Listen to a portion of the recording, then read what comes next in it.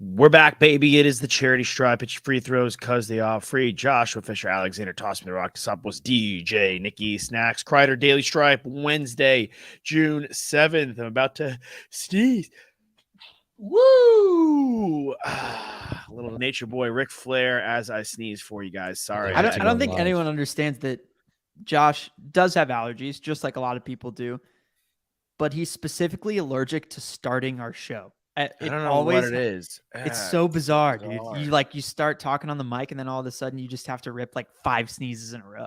It's like when when I would MC, or when I back in my theater days, like I would drink a ton of water, and right before I went on stage, like I couldn't swallow. Like I couldn't swallow my phlegm. Like I had all this stuff. Like I'm about to go on. Like this is like the worst timing of all time to have any kind of like talking or breathing or any, or issues. I'm like all over the place. But yes, like every dry time, throat, dry throat, dry mouth, and I can drink water. You know what that is? What? It's anxiety. It's nerves. It's anxiety. Oh yeah. Of course. So I would never shy away from saying I was nervous. Sorry, my mic switched off. Never shy away from saying I was nervous doing that stuff. But you know who shouldn't be nervous? MLS fans. They're getting Lionel Messi. Crazy news today. We talked about the Saudi Arabian money yesterday with Live, PGA, and a lot of crazy breaking news in sports we don't typically cover, which is very exciting. We discussed yesterday Live, PGA joining forces, them kind of taking the Saudi money. Messi turned down $1.25 billion from the Saudi Arabians and is going to Inter Miami. He's getting a chunk of their sales, getting a chunk of their Adidas deal. He's getting a chunk of the team when he retires, which I think all is very interesting. That, and he's also getting an Apple Plus docuseries. Yes, and he gets part of their Apple deal if I doth remember correctly. Okay. I do want to say that you mentioned he declined the 1.2 billion offer. Al Hilal has launched one last offensive to sign him. They're offering him now 1.5 billion euro. That's not USD, it's euro, for a 3-year contract. So maybe there's some decisions still to be made here for Messi, but someone tweeted on the thread that announced that that's $16 every second, by the way. Which is $16 an hour, $16 a second, dude. Wow, that's kind of crazy. That's what minimum wage is in Cali, is $16 an hour, and he'd be doing minimum wage in a second. Yep. Kind of why. I mean, hey, look, he's the best ever. So, maybe a little deservedly so, because of all the eyes on him globally. I do want to point out, just kind of while we talk about this money being thrown around by the Saudi Arabians now, soccer and golf. I had a conversation with my old man this morning on a drive, and he posed, what if it happens in basketball? Like, what if they wisen up? I mean, because basically what they're doing is they're buying their way into these leagues. You're saying overseas, though? Yeah. Like, what if they go like China? Who are the best 4 basketball players in the world right now? Jokic, Embiid, Giannis, Luka, Steph, Giannis. So 4 of the 5 are not American. Who's the first overall pick coming in? Victor Wembanyama, French guy. Not a French guy. So if you're a Saudi Arabian and you want to get involved in the NBA, and you've already used your money to infiltrate golf, there's a world in which they can go, okay, like the best players in the world as the days go on are not American. What if I get into the European leagues, where I don't think there's a salary cap in the European leagues? What if I buy my way into the European leagues and start buying players and having some of the best players play in EuroLeague? I think it's interesting. NBA. However, I don't believe a player would do it until they were already accomplished as a player in the NBA and have have had a good career. Like I don't like disagree. LeBron can do it right now. Like that, like he's the type of player that can go and do it. He's not I don't going think to.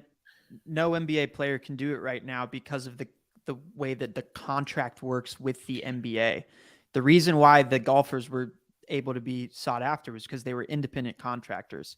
So I would say that maybe eventually they work their way into leagues that are established by the United States, like the NBA, like the NFL, but we're a long, long way away from that because of their current deals with viewing rights. It makes more sense for them to go after soccer players and tennis players, independent contractors who compete in an individual sport or in a sport just where that would be the type of deal. I think it's important to note, though, like they have unlimited money, right? Like unlimited. We can't even fathom. Like the 1.5 billion is just the fact that got offered a 3-year contract. That's ridiculous. I love how we could like go back to Succession and everything because I feel like we're in Nan Pierce's house where they're just like 8 billion, 9 billion, like just throwing. They're just like throwing numbers out. They're just throwing numbers out. I do the I forget his name, but basically like the sole guy that's responsible for facilitating the deal with the PGA from the public investment fund, the Saudi fund. He's a massive golf fan. So I think there was a lot of personal interest, and the way that I was listening to someone describe it, I can't remember where this information came from. I wish I could give them their due credit, but they were talking about how all of those conversations and deals that they invest in and these companies that they invest in, golf is a sport that makes a lot of sense because a lot of those guys play the sport, and a lot of the conversations around those investment groups and their financial deals, the kind of off-deal chatter is about golf if you're talking about sports. So it's also it's a national game, right? Or sorry, it's an international game. I think it's like number 7 on the top sports in the world right now. Tennis is even higher. So that would be like the next move from a sports standpoint, I would think, is the tennis side of things. And then soccer, basketball, it would be, I think we're well away from it. I wonder what I would think I want to push back a little bit, actually. I think well away is because NFL and MLB would be improbable because they don't have leagues set up outside of America, really, like real serious established leagues. Like MLB, no chance. Like there's no Euro real based. It's baseball or bust. It's MLB or bust. Damn, you just stiff-armed the Korean and Japanese leagues like that reporter in the Vegas hockey. It's not comparable though. I mean, the talent, some of the talent there is amazing. And there's 3 Japanese players that are going to come in the next 4 or 5 years that are going to be awesome. And we're seeing more talent come in, but they're not nearly as established as the Euro Basketball League. Euro Basketball League is well established. We've seen guys leave. Like Mirotic left. Mirotic could still have been in the NBA. He left to go back and play in the Euro League. So we've seen guys leave the NBA and go back to play in the Euro League. I don't think it's that far-fetched that they could infiltrate the Euro League, catch a guy off. Like, what if when Giannis's deal is up in Milwaukee, his deal is up in Milwaukee. Like, he's not a restricted free agent anymore. He's a free agent point blank. They could come in and be like, hey, Giannis, here's $2 billion for 3 years. You don't have to live in Milwaukee anymore. You could live in Greece, and you could come play in the Euro League for $2 billion. You already won multiple MVPs. You've won your title. Like, I'm not saying he does it. Probably not. He doesn't do it. He won't do it. Why are you so? I don't think there's an emphatic like no. I think there's like a small chance because while he will not have a current contract, he's a top 5 player in the NBA. There is a contract pending and looming. Some NBA team is going to pay him what they are not willing to pay basically any other player in the NBA. There was no guarantee for any golfer. That's the whole thing, is they go and play a tournament. They have no idea if they're going to make money. Giannis knows he's going to make money for the rest of the time that he's playing basketball.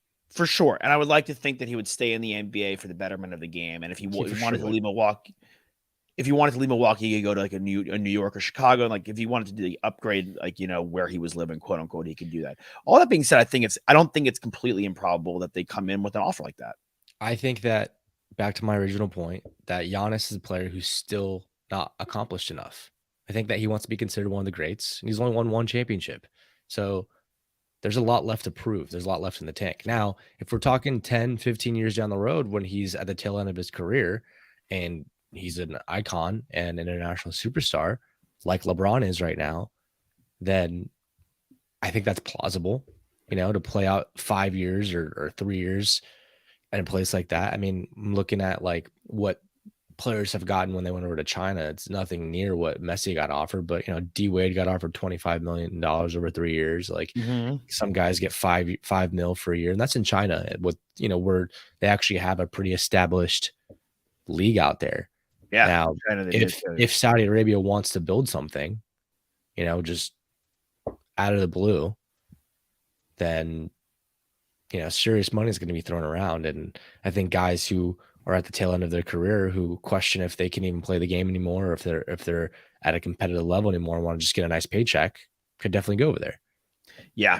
I think, or maybe in basketball, like we saw Ron Holland go to the G League. We saw Johnson from University of Texas, go play in Australia. Like, what if they start attacking the younger players? True. What if they go to Victor Wembanyama and go, hey, before you come to the NBA, we'll pay you X amount of dollars. These are just things I'm thinking about. I'm not saying it's going to happen. To go do, like, to do what though? Are you saying they're establishing their own league? I'm saying they're establishing their stronghold in their own league, or they can establish their own stronghold within European basketball or Chinese basketball. And what does establishing a stronghold mean, I guess? Pouring the money into it, being the backer, being the funder, buying a team, you buy a team and then you pour the money into it.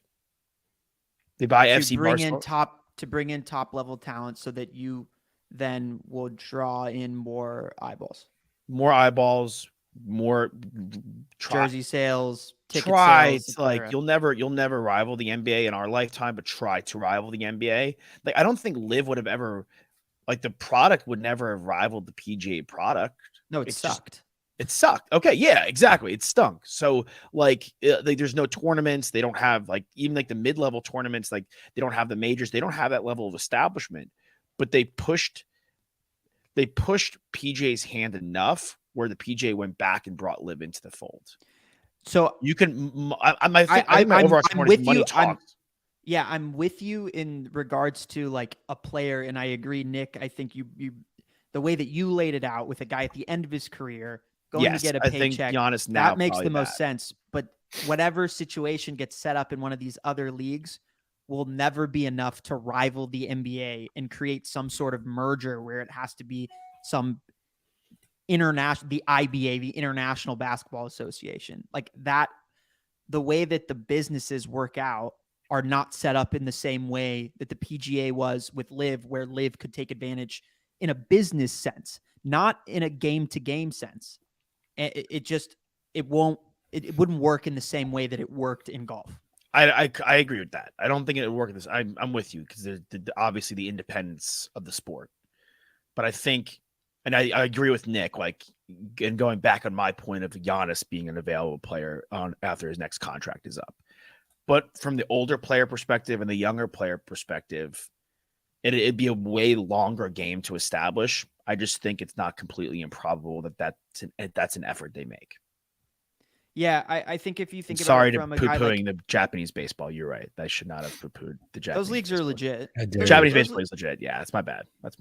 So it's a good league. You have to also think about Giannis on his next contract. If he's signing with the NBA teams and they have the majority of the best players, that's who he's playing against. That's who people want to watch. And then when you're thinking about it from a brand standpoint, I would rather invest my money in a guy that is playing in a league that's getting 10x the views, or I'm throwing out a number right now, than whatever international league or European league or Spanish league that he's playing in that doesn't have the same views or potential for views. Because now you're talking about like historical precedent of the league.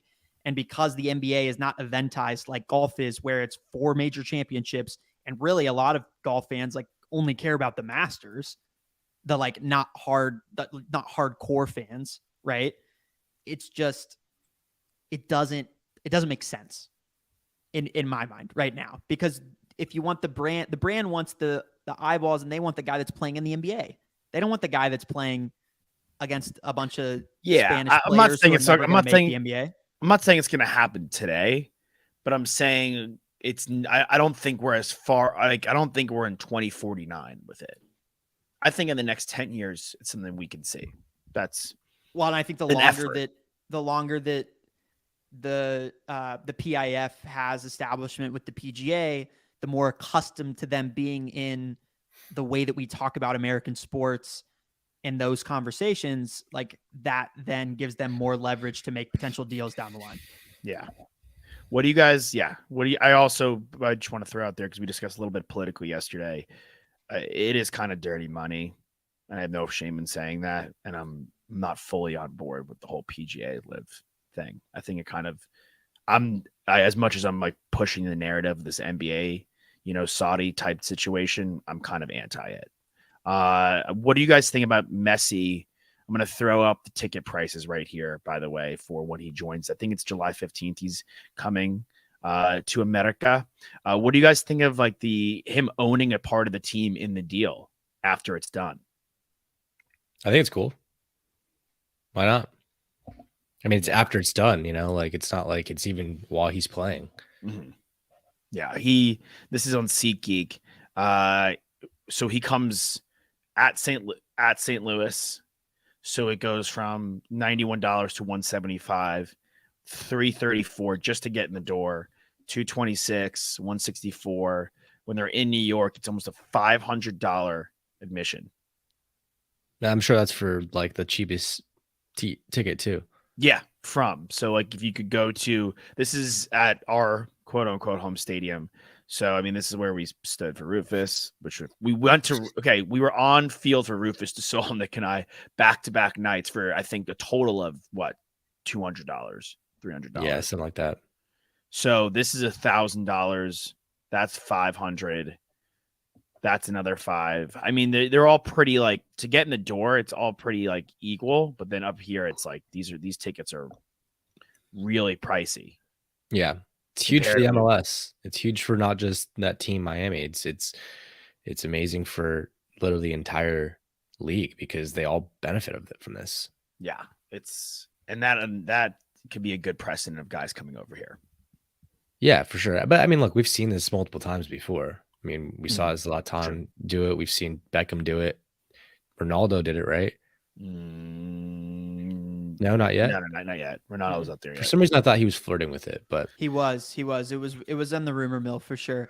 I mean, those guys, Beckham, Zlatan, were tail end of their career, not the same player as Messi is coming in. They never were the same player. We're talking about one of the greatest soccer players of all time. A lot of people have him as their GOAT. I do think that it's interesting, like, in the context of what we talked about with everything with Liv, that he ultimately made this decision. I know, like, that's what we started the show with, but this is huge, like, for the MLS. He easily could have taken 1.5 billion, 1.2 billion, whatever the amount ended up being, and he didn't. And I know that it doesn't, with a guy like Messi, like it really doesn't matter, right? He's made so much money in his life that it's very different than a guy that is the fourth best player on a Premier League team. But it says something. It says something about what that money and where that money comes from means to him, and just his outlook on the United States in general as the hub of commerce for the world. In my opinion, and that's why he wants to have this investment stake in the team. And it's great. It's great for the league. But it's also just, like, as sports fans here, it's exciting. It's a great city too. Miami's a lot of fun, big Spanish speaking city too, a lot of Latin influence. So, it's definitely probably an easier transition from him. It's a quicker trip to, Europe than it would be if you're in LA or down south to Argentina. And then, I think this also kind of just illustrates to you how the United States strives to be the best at everything. Like we've got the best basketball. That's undeniable. We've got the best baseball. Obviously, we have the best American football. It's American football. We've always been a step back in soccer, nonstop. Like I don't know if we'll ever catch up to what they have in the UK or what they have in Spain. But I think that this is a big step in the direction to try to get American soccer competitive, because that also would inspire Americans to start playing soccer more and then potentially get a better national team down the road. I know this is years in the making, but I imagine that there's going to be a domino effect here where there's other players internationally, not obviously to the superstar level that Messi is, but maybe some younger guys that want to learn, that want to play for Miami, their club team, and the other guys that are from, the Premier League or in Spain or in Germany that want to hop over to see what they can do here and try to put the MLS on the map. So I'm excited to see, what this means for American fandom, but also for the competition of the sport in general. I think Alex brought up a good point to yours, Nick. Like with Beckham, with other players we've seen come over, Messi just won the World Cup. So from a competition standpoint, he's still bringing some of his best game.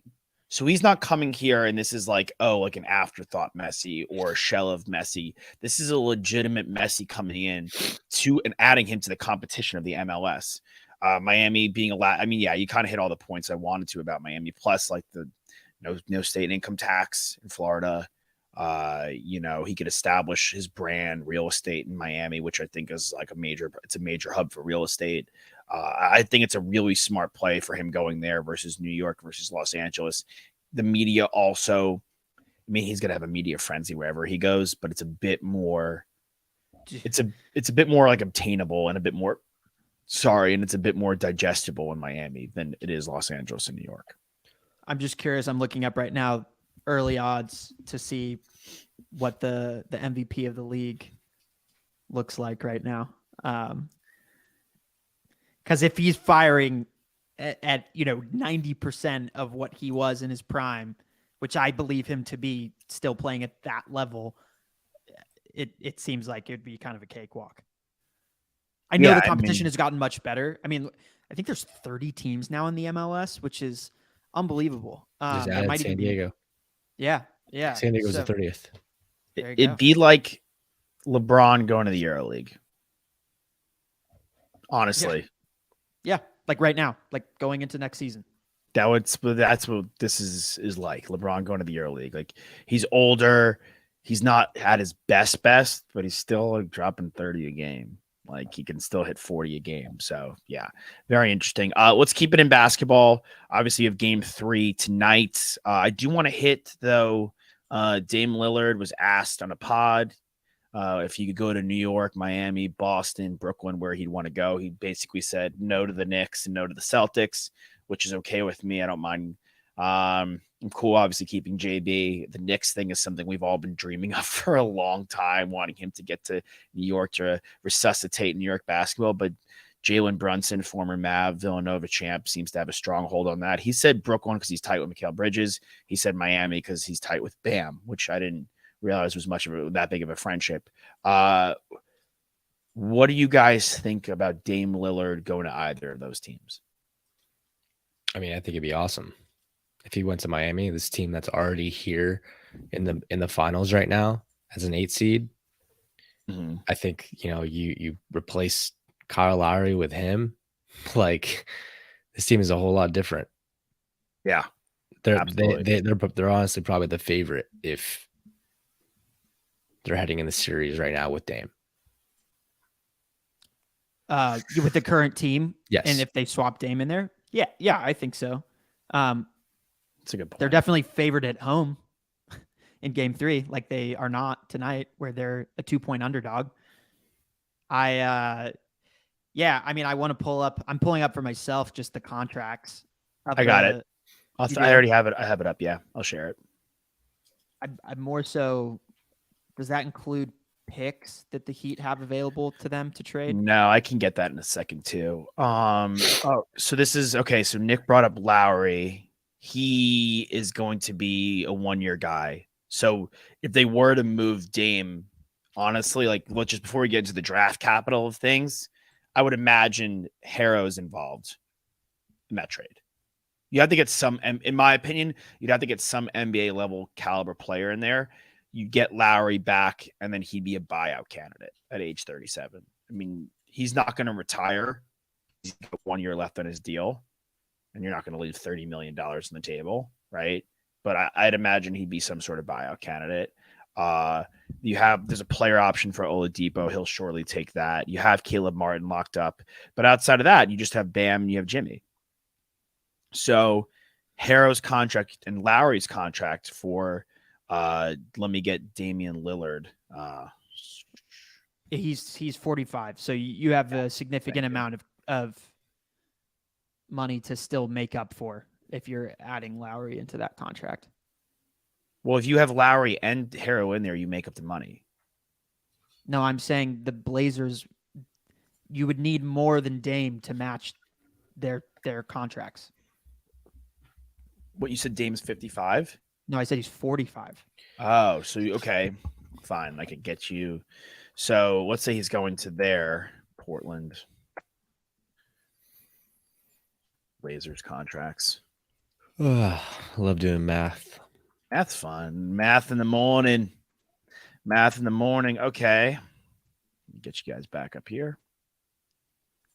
I mean, the Heat are going to have to trade basically every pick that they have. Yeah. So you're going to obviously keep Simons. Grant's a free agent, so he's off the books. Lillard obviously goes in this deal. In this case, he's a $45 million hit. It goes up as the years go on, but we're dealing with the 45 right now. Maybe Nas Little. Sure. That does it. Yeah, I mean, just about. I think you're still short a little bit, but you could throw in any of the rest of those guys, and none of them are, too big of a concern of the Blazers. But again, like that entails the Blazers conceding and saying, okay, we're doing complete rebuild here. Yeah. And Dame also is on the record saying that he believes that they have enough capital that they can turn this roster into a contender before next season. So once again, they are in a decision-making position here, which they always are and have been with Damian Lillard on their squad, who they shut down because he hurt himself. He got hurt at the end of the season last year. He's gotten banged up over the last 3 seasons. So yeah. It's been hard for him to put together an entirely healthy season. So you're conceding if you send him to Miami. I think you should. Brooklyn is the place that, okay, you better get 5 first-round picks though. And if you're sending him to Miami, how much are those picks worth? Not much. I mean, because they're going to be good. If I'm the Blazers, I don't get enough of a return trading with Miami. Because Simons and Harrow play the same position. They're both undersized, not good defending guards. They can score really, really well. Yeah. And then if you have Miami's draft picks, you could get both theirs and Phoenix's in 2023. So it's 2 picks you have this year right off the bat. You get Phoenix's in 2025, which honestly, like better than anticipated. And then you could make 2 moves. You could get Phoenix's in Philly. Like Brooklyn could go and they could just basically flop Durant for Lillard in a sense. Brooklyn could flop Durant for, what do you mean by that? Like take what they got for Durant and move that for Lillard. Yeah. Plus, minus keeping, like you keep Mikal Bridges and you re-sign Cam Johnson. What's like the Ben Simmons situation? What's up with him? He's playing basketball right now. He's working out in the gym. I saw a photo of him the other day. He was putting the ball between his legs. He was mid-dribble. Saw a bunch of comments that were like, okay, what about the things that like we keep having question marks and the things that you actually do on the basketball court every given night? I'm actually annoyed, and we could tailor this into DeGrom before we get into like the game tonight. It's as the days go on, it saddens me that people harped on what he couldn't do. So, and I get that he's a primary ball handler, and in this day and age, you kind of need you need a shot, let alone a 3-point shot. But he did so many things so well, facilitate defense, that he never got the proper credit he did for those attributes, and he was instead pushed aside so often for being just a bad shot maker. And I think that catered to his it's a completely mental struggle for Ben Simmons. So I think that's wildly unfortunate for me to see that's where his career has gone. And the fact that, he's him putting the ball between his legs is like, if I put the ball between my legs, you guys would be impressed. Like the fact that we're talking about an all-star level player. Yeah, but he's an NBA player and you didn't play high school basketball. Yeah, exactly. So I feel like that's sad. That's what we've gotten to. Like we're like, oh, he's like dribbling again. He's doing his he's not like hurt. It's like honestly a mental block. He's got like Chuck Knobloch disease. Well, the back injury. He's had injuries, but like right now, he's got the yips. I don't think people don't give him credit though. He was a 3-time All-Star. He was an All NBA player, 2-time defensive guy, and for the years where he was competing and healthy, everyone was like, "Is this guy a defensive player of the year?" He's definitely top 3. What he does as a rim protector, but also in passing lanes, one-on-one, like versatility. I don't think we didn't laud him for what he did when he was doing it. I just think that it dissipated so quickly when people started harping on his inability to hit a shot. And when did that happen? In the playoffs. Exactly. And it wasn't his inability to hit a shot. It was his inability. There were 2 things that were brought up as glaring issues. First, the joke was always, he can't shoot. But I want to say like things that people actually took seriously, that he couldn't hit free throws because they were hack-a-shacking Ben Simmons, sending a point guard to the line, and he couldn't hit free throws. And then he would not take shots in moments where he was wide open within 10 feet of the hoop. Yeah, I don't necessarily think that those were unfair criticisms that people brought to the table. In the playoffs, like we get more critical on what players need to be doing, especially the players that are considered the stars. There was a time before Joel Embiid won this MVP in the last 3 seasons at that level that he's played, where Ben Simmons, where there was an argument, who's the best player on this team? Who's the most important player to this team? And there were a lot of moments and a lot of NBA media personalities that said, I think Ben Simmons is the guy they should build around, not Joel Embiid. So there was a lot, this guy was put on a pedestal 100%. But I think it's give and take, right? It's a 2-way street. Like he has not held up his end of the bargain, undoubtedly.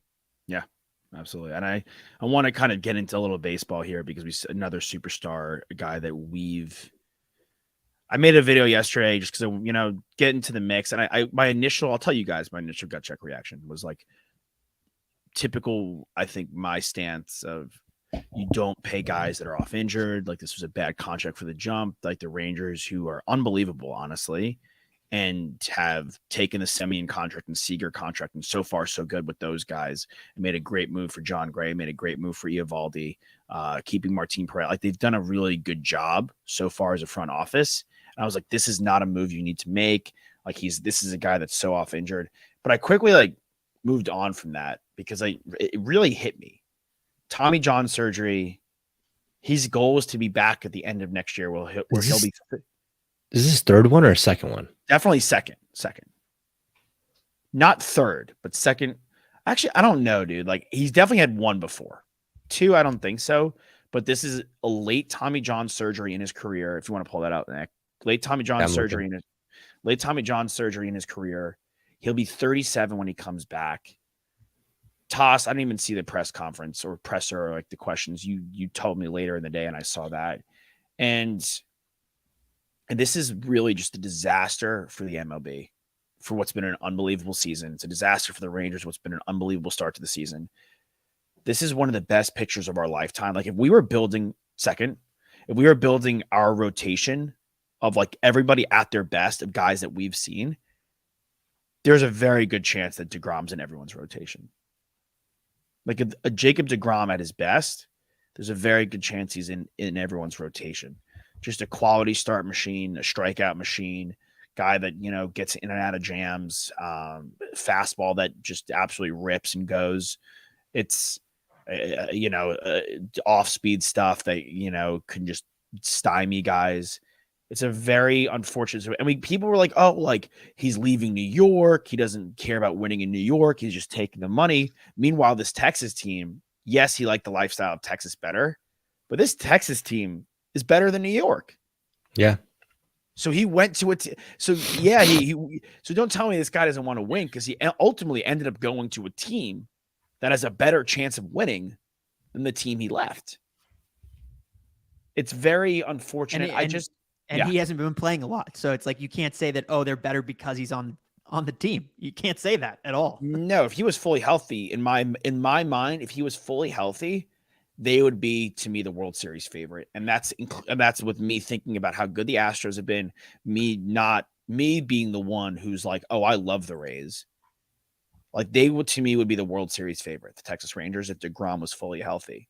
Now it's like, okay, like, I don't know if I'm rolling. Who's the second guy? If Evaldi's the ace, who's your second guy? And I'm not stoked about going into the playoffs with Evaldi as my ace when the Rays have McClanahan and the Astros have Valdez, who are more proved. Like, Valdez probably is the best.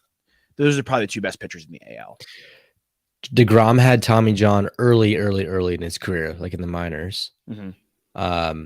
Back in like 2011. Well, yeah, I think 2011. And I don't think he had one again, but he had that stress fracture that shut him down in 2021. And then, of course, now this injury. I mean, he's been off and on the IL for years, but I honestly think that this is just like a smart move by the Mets, because, obviously they didn't want to hit the number that he was asking for. So, kudos to them. But at the end of the day, it's hard to predict. It's not, the craziest contract I've ever seen, because if he's sitting here without an injury, maybe this contract is upwards of $200-300 million, even at his age, right? Because we're sitting here talking about him being one of the greats. So it's sad, because, I mean, I'm watching him cry, and, in this thing, because he's, he knows that, like, this, maybe he might never pitch again. You know what I mean? But look, the Rangers are in a really good place right now. If I'm that team, like, you just got to keep moving on. You got to say, okay, look, we've already been doing this without him, and this is a big financial hit for us. But at the same time, like, we're the best team in baseball right now. Mm-hmm. Like, we just got to continue to do our thing and, get the most out of the guys that we have. And we talked about a couple of days ago that Bruce Bochy's the perfect guy for this situation, and for a team like this to get the most out of his guys. So, yeah, sad situation, but not surprised, and wishing a speedy recovery, obviously, because we love seeing him pitch. We saw Strasburg, like, he's done. Yep. Like, Strauss is done. Like, this is coming back from this at 37 years old to get back to where you were. It's a really daunting, scary, unfortunate road. And that's like where I came from. Like, does this guy like I'm looking at his stats, right? And does he make the Hall of Fame? Like, is this like a Hall of Fame career? Like, looking at this guy's career, I don't know necessarily. Like, he has. I feel like they would take the injuries in consideration, though. Right? It's sad, but, like, I feel like they would give him his credit. So this 2 year stint where he went back to back in the Cy Young, these numbers are ridiculous. Like, the 217 innings, like the leading in the league in fifth, like the strikeouts per 9 innings went from like 10, 11, 11 to 13, 14, 14, 13. I mean, in his time with the Rangers, which was, 6 starts, 45 strikeouts, 30 innings pitched, ridiculous. And, we talk about we've been on the Luis Arias train all season, but we talk about, guys not striking out as batters. What about guys not walking guys as pitchers? And the 4 walks in 30 innings is crazy. The 8 walks in 64 innings last season, even when he wasn't at his best with a 3 ERA, is crazy. His whip hasn't been above 1 since 2017. Like, this guy, to me, it goes back to, And I don't know. I'd love to hear where you guys stand on it. Guys like Johan Santana, guys like maybe not Lincecum, but guys like who are really dominant and unbelievable over a 5 to 6, 7, 8 year stretch, not getting in the Hall of Fame because they don't have the counting stats. I hate that. Yeah, I mean, to be honest, you pull up his baseball reference, and it's hard for me to say that he's a Hall of Famer. Because he doesn't have the counting stats. No. I'm saying DeGrom. Because he doesn't have the counting stats. The longevity it's important. It matters. It matters, but it should like. Who would you rather have over their 5-year best? It's not like this guy got 2 rings in his short stinted MLB career. He went to the World Series. He won 2 Cy Youngs, another top 5 finish, won Rookie of the Year, multi-time All-Star, ERA titles. Like, to me, like if you look at DeGrom, and I don't know, I unfortunately use Biggio, who was unbelievable and deservedly so in the Hall of Fame, but to me, like more of like a accumulation guy versus an actual dominance guy over their best 5-year period. Who would you rather have? Is it even close? No, but that's also doesn't. I mean, positional value is important in that decision too. So it should be important in getting into the Hall of Fame. I would say. If you like, we're talking about the Rangers issue being, pitching, right? Like Nick, you came in. Obviously, the Padres have a multitude of issues, but you came into the season kind of being like, "Hey, we need another." Sorry to bring it up. We need another starter. Like, but that was what you came into the season. The Red Sox. What am I sitting here being like? Oh God, this Kluber thing's a disaster. Like, we have like Sale sometimes puts it together. Brian Bayo sometimes puts it together. Houck sometimes puts it together, but we don't have a guy that puts it together on a consistent basis.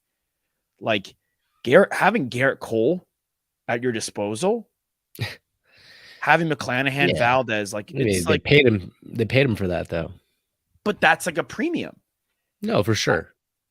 Like I was like, I've given the stock. I owe somewhat of an apology to Heimblum for, dissing the Macho Man contract, kind of ragging on him a little bit from a management standpoint, although we are in the cellar of the AL East. I still think, and I will emphatically put my stamp on this, him signing Trevor Story rather than throwing more money at Kevin Gausman is a disaster. Like that was one of the worst signings I've seen in a long time, honestly. Made no sense. I mean, why don't you just take that money that you had to pay Xander?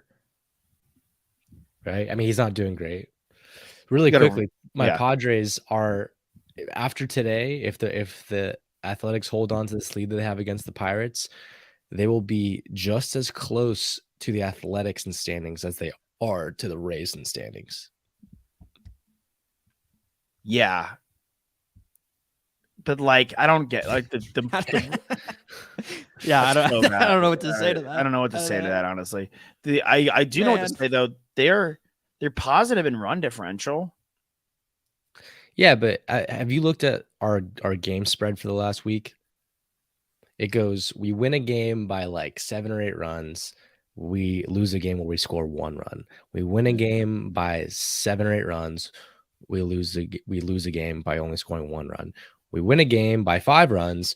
We score 1 run. It's literally alternated back and forth where we're scoring runs and then we're scoring 1 run the next day. It's been like over a week straight where they just cannot win back-to-back games, let alone cannot score more than 1 run after a win. Yeah, you're living in a bizarro world. They have the worst average in the MLB? Yep. Just because they can't get hits.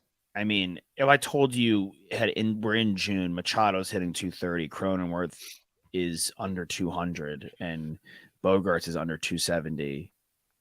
I mean, this is as fathomably bad as it could have ever been. Yeah, and the pitching has been amazing. We're like a top 5 or top 3 pitching staff in baseball. That's the only thing that's like keeping it together. Snell's put it back together. Darvish has been solid.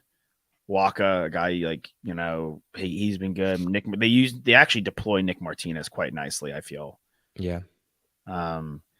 Yeah. But again, for baseball though, like having DeGrom in there really would have made a massive difference in this AL race.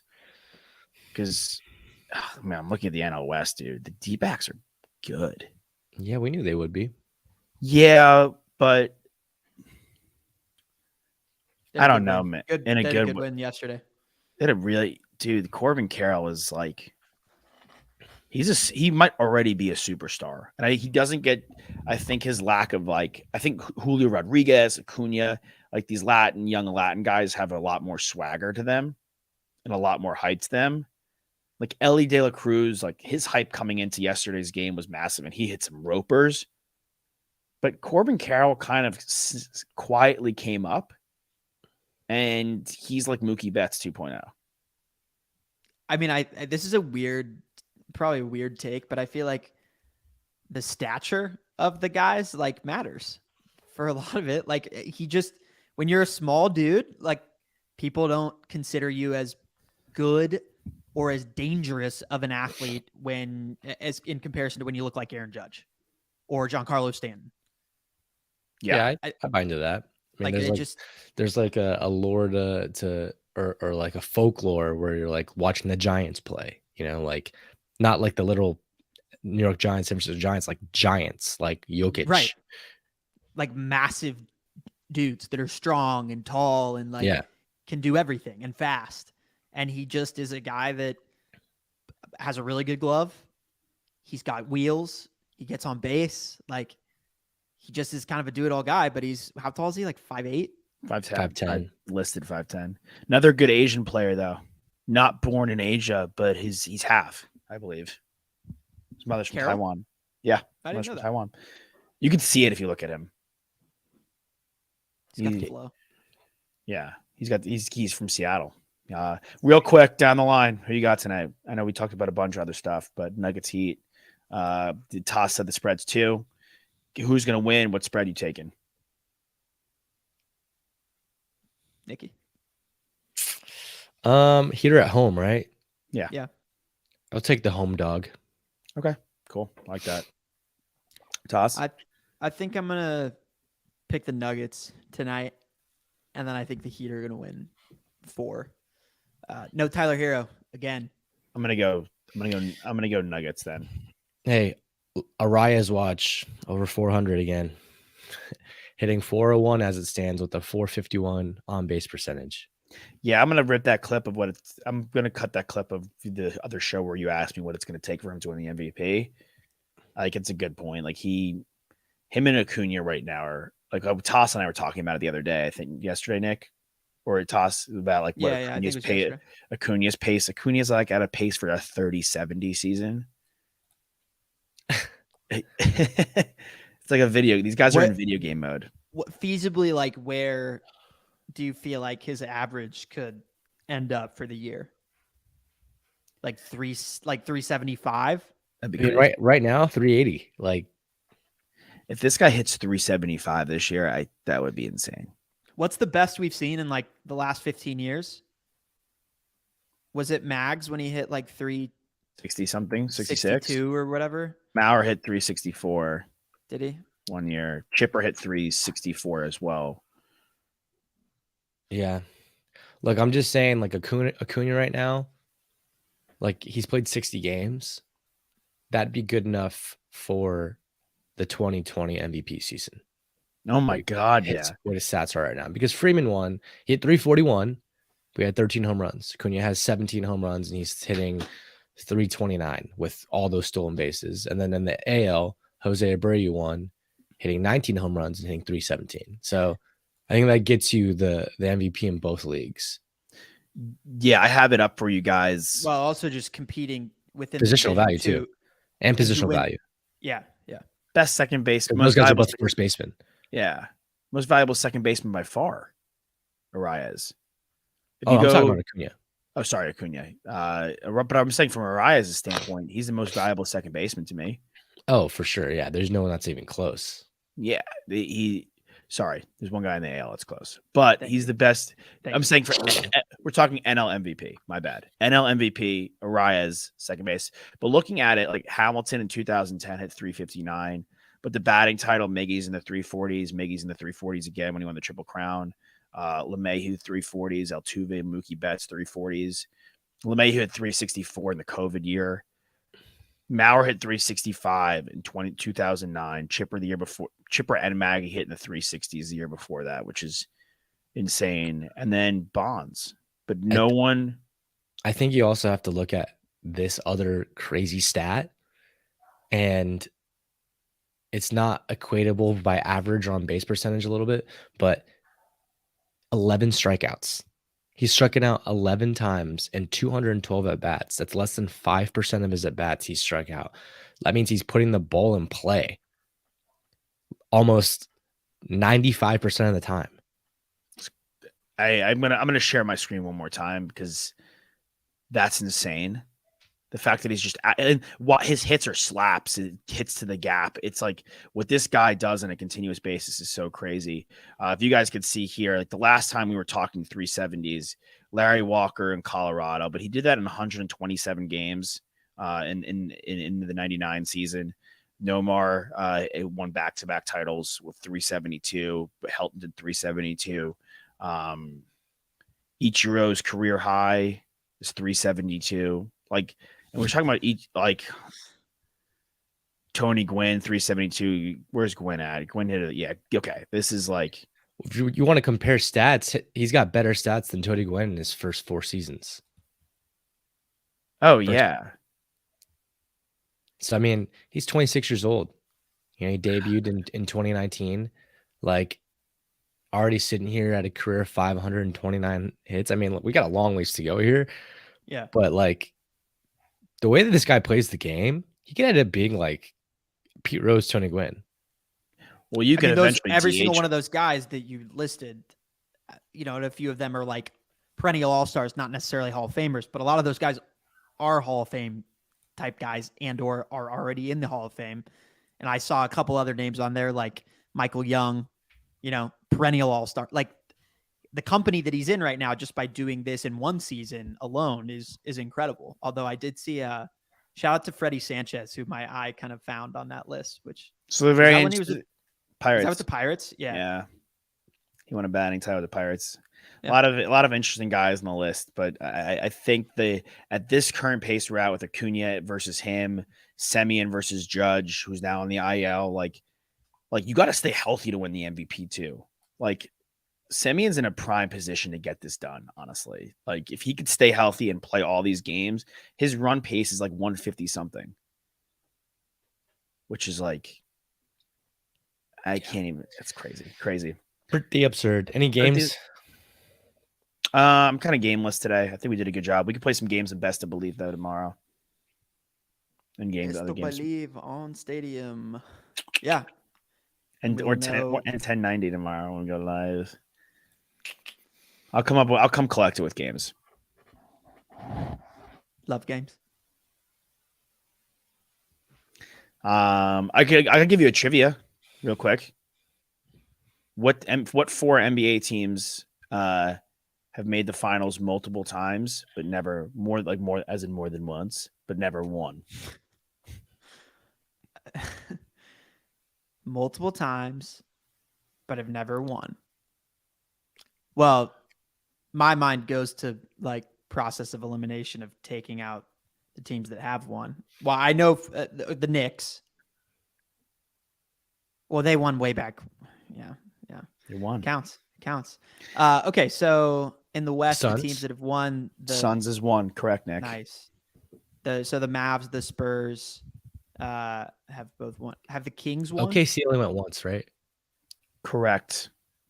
And even if you include their Seattle days, they won. Seattle's won a title. Oh, true. Good guess. The Rockets have won a title. Correct. Kings have won a title. Kings have won a title. Or they haven't been enough. T-Wolves haven't been. Haven't been enough. Or the Kings haven't been enough. One of the two. But they're not on this list. The Clippers haven't been. The Jazz is another one. Correct. They lost to Jordan. The Warriors obviously have some titles. The Grizz have not been enough. Because I don't think they're Vancouver plus Memphis. I don't think they've been. Haven't been. The remaining 2 teams are in the East. Okay, good to know. Obviously, the Bulls have won. The Knicks have won. The Nets is correct.